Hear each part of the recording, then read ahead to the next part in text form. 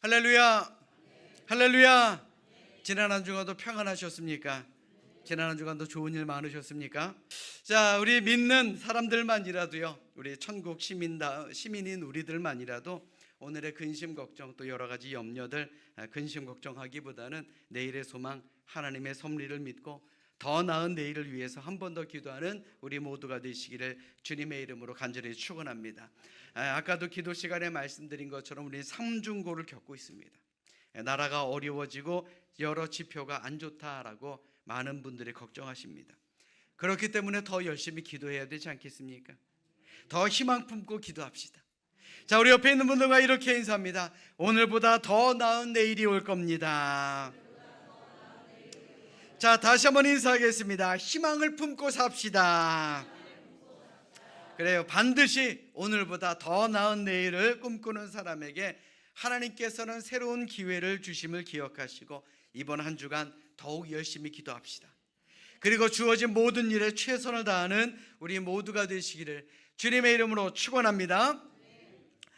여러분들은 부활을 진정으로 믿고 살아가십니까?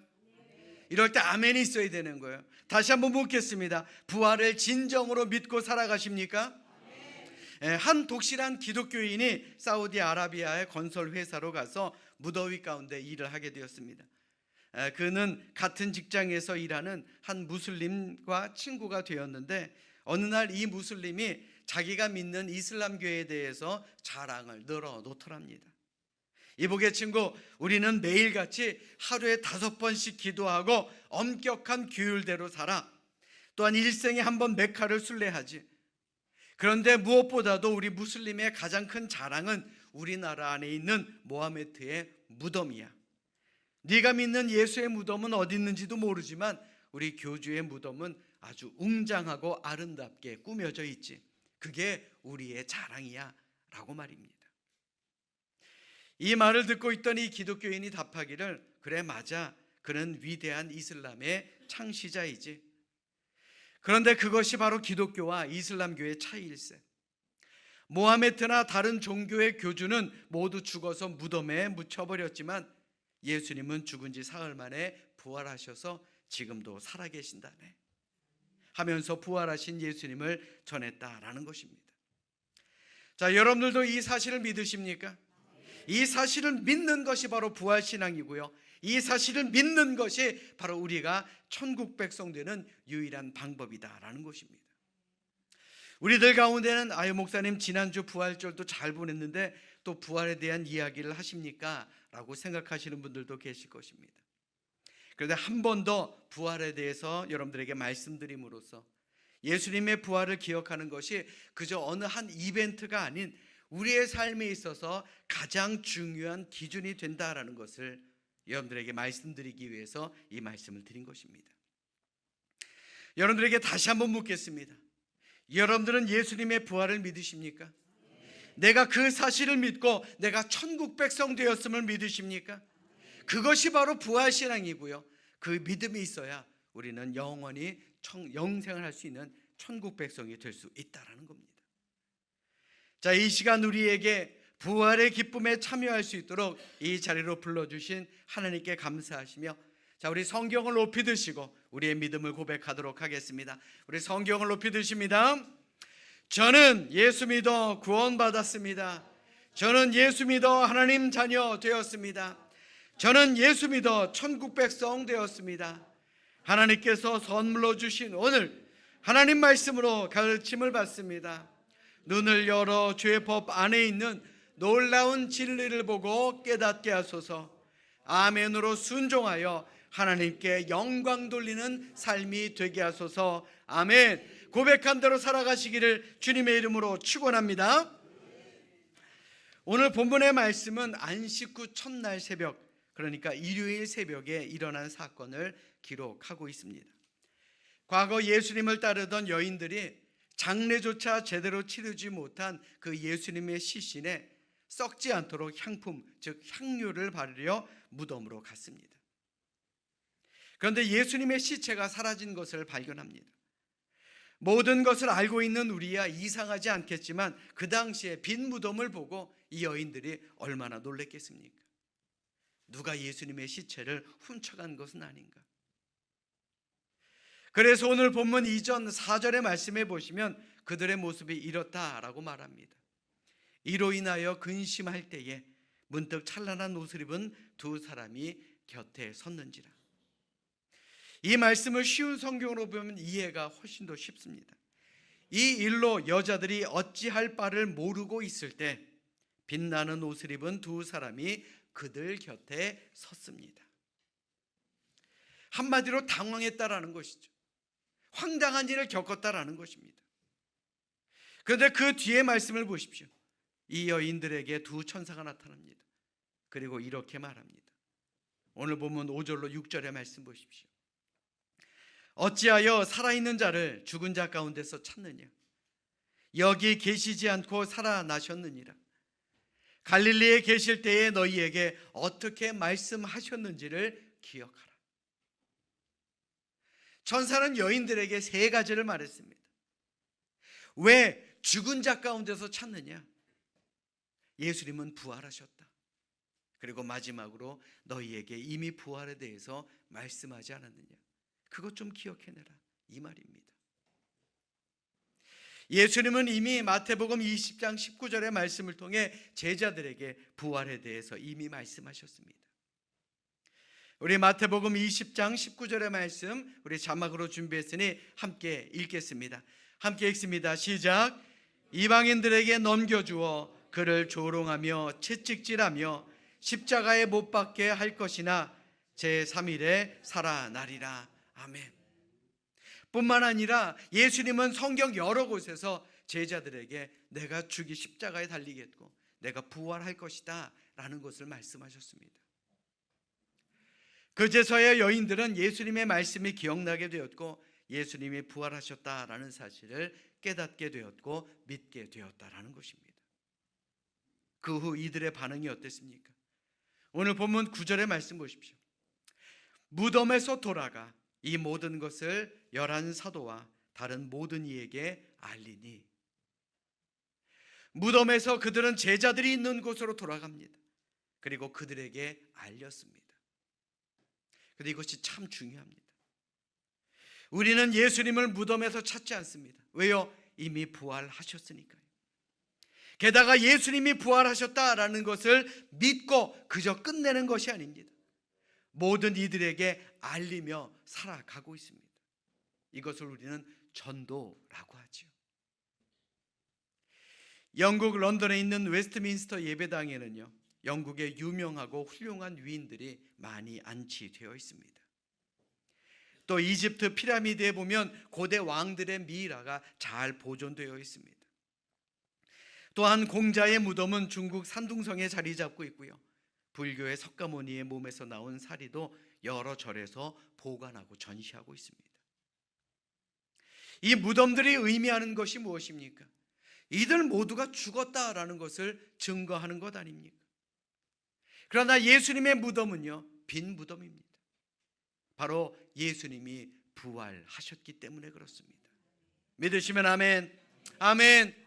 사랑하는 여러분, 우리 기독교에서는 왜 그렇게도 부활절을 중요하게 생각하고 매년 부활절을 가장 큰 행사로 기념하며 매주일 예수님의 부활을 기억하며 예배하는 것입니까? 예수님은 살아계시기 때문에 그렇습니다. 만약 부활이 없다면요, 예수님은 죽어서 끝난 것이고 지금 우리가 예수님을 영접하고 우리가 구원받기 위해 믿음 생활하는 이 모든 것이 다 헛된 것이 되기 때문에 그렇습니다. 다시 한번 강조해서 말씀드립니다. 예수님은 부활하셨습니다. 그리고 우리와 함께 하십니다. 지금 이 시간 이 자리에도 우리와 함께 하시는 분, 우리의 속에 들어오셔서 살아 역사하시는 분이 바로 부활하신 예수님이다라는 것입니다. 이것을 믿는 게 바로 부활신앙입니다. 우리가 믿는 예수님은 지금도 살아계신 하나님의 아들입니다. 죽은 신앙, 죽었다라는 개념이 아니고요, 살아있다라는 신앙이고 살아있다라는 생명입니다.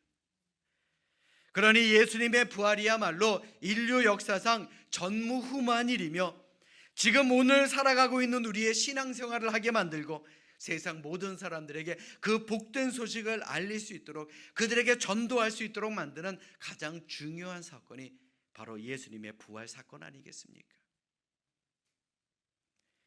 예수님의 부활은 예수님이 평소에 말씀하신 모든 것들이 거짓말이 아니고요, 다 진리다라는 것을 증명해 주는 말씀입니다. 예수님은 늘 자신이 그리스도 구세주라고 말했고요, 내가 죽었다가 다시 살아날 것이다 라고 말했으며 분명 천국과 지옥도 있다라고 말씀하셨습니다. 여러분들 잘 들으십시오. 예수님이 부활하신 것은요, 그가 우리의 구세주임을 증명하는 사건이고, 또 반드시 부활이 있고 그 후에는 심판이 있고 그 후에는 천국과 지옥이 있다라는 것을 우리에게 증명해 주는 사건 아니겠습니까? 우리 전도하다 보면 가끔 그런 분들이 있습니다. 나한테 하나님을 한번 좀 보여줘봐, 혹은 천국과 지옥을 한번 보여줘봐, 그럼 내가 믿을게. 우리 어릴 적 이런 걸로 많이 싸우잖아요. 그렇다면 그런 분들에게 다시 한번 묻고 싶습니다. 지금 우리가 숨을 쉬는 공기가 눈에 보이던가요? 지금 여러분들의 손과 주머니에 있는 핸드폰, 이것이 어떻게 전화가 울립니까? 수많은 전파가 있는데 그것이 우리의 눈에 보입니까? 이곳에도 많은 전기가 흐르는데 그 전기가 흐르는 것이 우리의 눈에 보입니까? 보이지 않습니다. 그러나 반드시 존재합니다. 이 자리에 있는 여러분들도 잘 들으십시오. 하나님은 영이시기 때문에 우리의 눈에 보이지 않고 영의 눈으로만 볼 수 있음을 우리는 명심하며 살아야 할 줄로 믿습니다. 천국과 지옥이 있다는 것을 믿지 않는 사람들에게도 한번 물어보십시오. 너 그러다가 지옥 간다, 그러면 그 사람 기분 나빠하죠. 그 이유가 무엇입니까? 말로는 안 믿는다라고 말하지만 속으로는요, 지옥은 존재한다라고 믿고 있기 때문에 그렇습니다. 모든 사람은 영으로 만들어진 사람이기 때문에 지옥에 대한 두려움이 있다라는 거예요. 세상에서 가장 많은 언어로 번역되고 또한 가장 오랫동안 베스트셀러였던 성경책, 진리의 말씀인 성경이 분명히 천국에 대해서 많은 곳에서 언급하고 있는데 왜 못 믿는 것입니까? 없는 걸 억지로 있다고 믿기 때문이 아니라 정말로 존재하기 때문에, 사실이기 때문에 우리가 믿고 사는 것 아닙니까? 세상 사람들에게 그것을 알리는 것이 바로 전도다라는 것이에요. 아멘. 우리 옆에 있는 분들 한번 바라보십시오. 전도 잘하게 생기셨습니까? 우리 옆에 있는 분들과 이렇게 인사합니다. 열심히 전도하며 삽시다. 여러분들 잘 들으십시오. 예수님의 부활은요, 역사적인 사실입니다. 성경 속에서 증거합니다. 고린도전서 15장 5절에서 8절의 말씀에 보시면 예수님께서 부활하셔서 게바, 즉 베드로에게 보이셨고 그 후에 12 제자에게 보이셨으며 그 후에 500여 형제에게 보이셨다라고 증거합니다. 심지어 사도 바울 자신도 부활하신 예수님을 배웠다라고 성경에서 말씀하고 있습니다. 오늘 본문도 그러하지 않습니까? 같은 사건을 기록한 마태복음 28장 9절의 말씀 보십시오. 예수께서 그들을 만나 이르시되 평안하냐 하시거늘 여자들이 나아가 그 발을 붙잡고 경배했다라고 성경은 말씀하죠. 무덤이 비어있는 것을 본 여인들은 그 사실을 알리려고 그 무덤에서 떠나려는데 그들은 예수님을 만난 것입니다. 예수님의 발을 붙잡고 예수님을 경배한 것입니다. 예수님을 만난 증인들이 있는데 어찌 예수님의 부활이 거짓이겠느냐라는 것입니다. 예수님의 부활 사건은 또한 많은 그런 큰 일들을 만들어냅니다. 예수님의 부활을 통해 제자들이 변화된 모습을 한번 살펴보십시오. 예수님이 체포되던 당시에 제자들은 어땠습니까? 나 살려라, 도망치기에 바빴습니다. 자신의 생명의 위협을 느끼자 두려워서 모두 다 뿔뿔이 흩어졌다라는 것입니다. 도망가서는 무서워서 문 꼭 걸어 잠그고 밖으로 나오지도 못했던 그런 사람들이 바로 예수님의 제자들이었습니다. 그런 그들에게 여인들은 예수님의 부활의 소식을 알렸습니다. 또한 부활하신 예수님을 직접 만나게 된 제자들은 절망이 희망으로 바뀌었고 슬픔이 기쁨으로 바뀌는 놀라운 은혜를 경험하게 됩니다. 요한복음 20장 20절의 말씀 우리 같이 합독하도록 하겠습니다. 함께 읽습니다. 시작. 이 말씀을 하시고 손과 옆구리를 보이시니 제자들이 주를 보고 기뻐하더라. 아멘. 예수님을 만나면요 기뻐해야 된다라는 겁니다. 여러분들 이 자리에 나온 것이 기쁘십니까? 기쁨으로 나오시기를 주님의 이름으로 축원합니다. 뿐만 아니라 오순절 성령님이 임하셨을 때에 제자들은 성령 충만함을 받게 되었고 그들은 가는 곳마다 예수님의 부활과 예수님이 하나님의 아들 되심을 선포했습니다. 그 과정에서 제자들은 대부분 순교를 당하게 됩니다. 여러분 한번 생각해 보십시오. 지금까지 무서워서 숨어있던 그 사람들이 갑자기 밖으로 뛰쳐나가서 자신의 목숨까지도 바치고 예수님의 부활을 증거한다. 이러한 변화는요 부활 신앙이 아니면 살아나신 예수님을 만나지 않았다면 설명할 수 없는 일 아니겠습니까? 이러한 부활의 증거는 오늘날까지도 이어집니다. 부활하신 예수님에 대한 신앙은 결국 오순절 성령 강림 사건으로 이어져 교회라는 새로운 공동체가 탄생하게 되었습니다. 그리고 오늘날 2000년이 넘도록 세계적인 공동체로 이어져 왔지요. 지금도 교회는 계속해서 생겨나고 있습니다. 또 예수님의 부활에 대한 복음을 전하는 선교사들도 각 선교지로 파송되고 있습니다. 예수님이 살아계시지 않는다면 이 모든 것이 어찌 가능하겠느냐라는 것입니다.